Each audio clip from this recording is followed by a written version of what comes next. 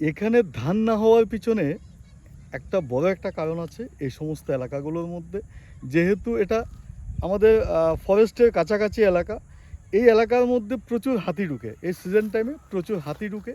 তো ধান যখন পাকে যারা ছোটোখাটো যে চাষি আছে, তাদের সমস্ত ধান কিন্তু ওই হাতি ঢুকে কিন্তু খেয়ে নষ্ট করে চলে যায়।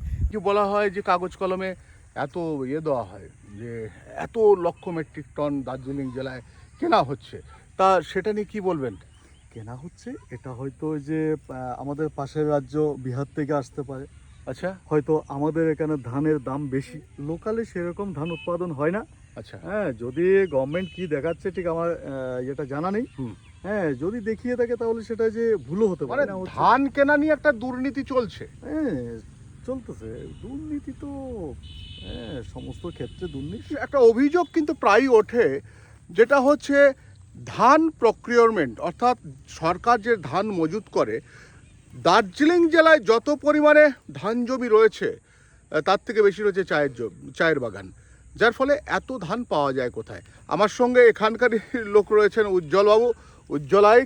বলতে এখানে উজ্জ্বলবাবু, মানে কতটা ধান চাষ হয় আর কতটা চা বাগান? এখানে ধান চাষ বলতে, হ্যাঁ, যদি পুরো মানে অল ইন্ডিয়া কিংবা যে যদি পশ্চিমবাংলার হিসেবে যদি আমরা যদি যাই, তাহলে এখানে 2% ধান উৎপাদন হয়। আচ্ছা। এখানে প্রত্যন্ত এলাকা হচ্ছে চা বাগান নিয়ে প্রত্যন্ত এলাকা। এখানে সমস্ত জায়গায় একমাত্র চাটাই হচ্ছে আমাদের অর্থকরী ফসল। এখানে অর্থকরী ফসল চা ছাড়া অন্য কোনো কিছু হয় না।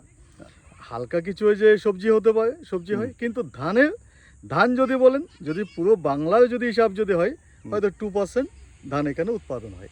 আচ্ছা, আমরা দেখি যে ধান জমির মধ্যে এই যে আমাদের পেছনে একটা জায়গা রয়েছে, এখানে দেখছি চায়ের বাগান রয়েছে। এইরকম আপনারা যেখানে যাবেন ধান জমির মধ্যে চায়ের বাগান, আমরা সেই চায়ের বাগানের দিকে এগোচ্ছি।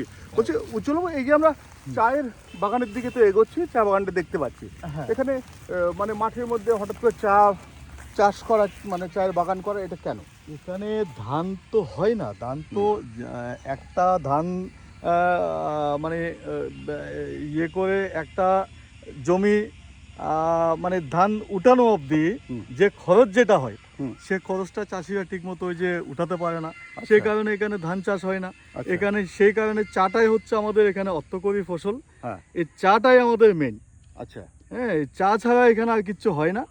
ধান বলে কোনো ধান যেটা নিতান্ত যে ওই খুব বেশি হলে যে মানে এক মাসের চাষিদের এক মাসের ধান হয়।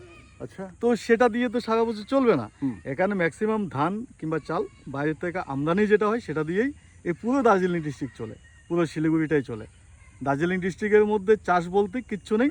চাষ বলতে একমাত্র চা বাগান, সামান্য ধান চাষ। অর্থাৎ আমাদের পেছন দিকটা দেখতে পাচ্ছেন, এখানে কিন্তু রীতিমতো একটা পাহাড় দেখা যাচ্ছে, দেখুন, আর দূরে পাহাড়। আর আমরা আস্তে আস্তে কিন্তু এগিয়ে যাচ্ছি একটা চা বাগানের দিকে। যদি কোনো চা বাগানের কোনো চাষিকে এখানে পাওয়া যায়, তার সঙ্গে একটু কথা বলাও যেতে পারে। সঙ্গে আমাদের উজ্জ্বলবাবু রয়েছেন। দেখুন, আমরা কিন্তু একেবারে মাঠের মধ্যে দাঁড়িয়ে রয়েছে, চা বাগানের ভেতরে ঢুকি।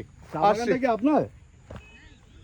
আচ্ছা, এখানে চা বাগানের ভেতরে ঢুকছি, একবার ঢুকে গেলাম চা বাগানের ভেতরে। দারুণ এটা। এই চা বাগান ক বিঘেতে হয়েছে? হ্যাঁ, ক বিঘে এই চা বাগান? হ্যাঁ, ও আপনি জানেন না? কতদিন হয়েছে চা বাগানটা? ও, আপনি কি কাজ করছেন? হ্যাঁ, ও আপনি মেহমান, মানে আত্মীয়? আচ্ছা, দেখুন যেটা বলছি, আমরা যেটা উজ্জ্বলবাবুর সঙ্গে কথা বলছিলাম, যে উজ্জ্বলবাবু আমরা চা বাগানের ভেতরে দাঁড়িয়ে রয়েছি, তাই তো? একদম চা বাগানের মাঝখানে, মানে আমি আর উজ্জ্বলবাবু এই মুহূর্তে চা বাগানের মধ্যে দাঁড়িয়ে রয়েছি। আচ্ছা, এই যে চা বাগান, এগুলো এই যে বলা হয় যে কাগজ কলমে এত দেওয়া হয় যে এত লক্ষ মেট্রিক টন দার্জিলিং জেলায় কেনা হচ্ছে, তা সেটা নিয়ে কি বলবেন?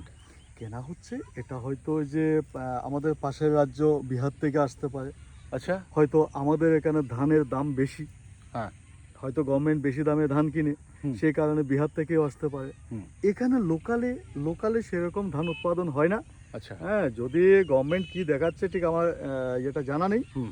হ্যাঁ, যদি দেখিয়ে থাকে তাহলে সেটা যে ভুলও হতে পারে, কারণ হচ্ছে এখানে যেহেতু আমাদের বিহারটা অত্যন্ত কাছে, হুম। সেহেতু হয়তো বিহার থেকে ধান আসতে পারে, বিহার থেকে ধান আসার পরে সেই ধানটা যে বেশি দামে মানে কেনা হচ্ছে। ধান কেনা নিয়ে একটা দুর্নীতি চলছে। হ্যাঁ, চলতেছে দুর্নীতি তো, হ্যাঁ, সমস্ত ক্ষেত্রে দুর্নীতি।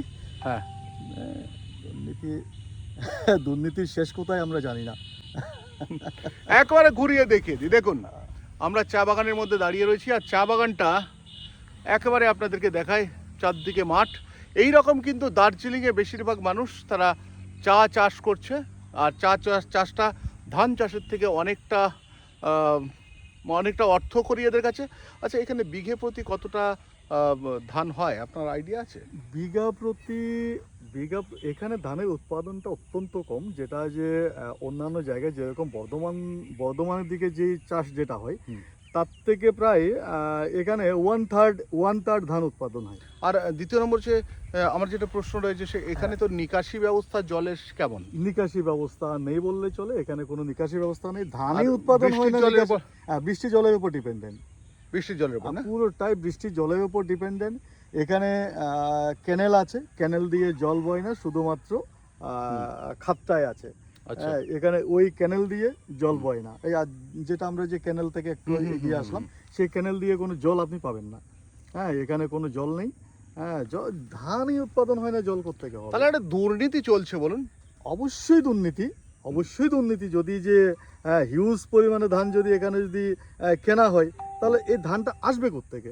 আমাদের এখানে ধান তো উৎপাদন হচ্ছে না, ঠিক, আমাদের এটাই এখানে ধান কিন্তু উৎপাদন হচ্ছে না। হ্যাঁ, এটাই কিন্তু বড় প্রশ্ন, ধানটা আসছে কোথা থেকে?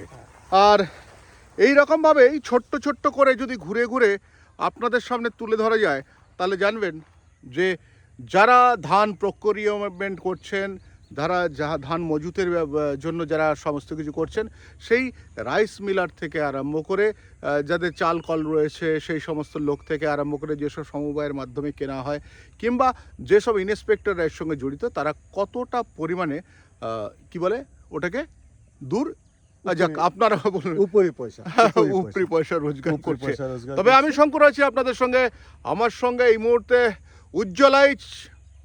আমরা উত্তরবঙ্গে একটি চা বাগান, তো মাঠ, ফাঁকা মাঠ, ধান জমি, তার মধ্যে চা বাগান, সেখান থেকে কথা বলছি। নমস্কার।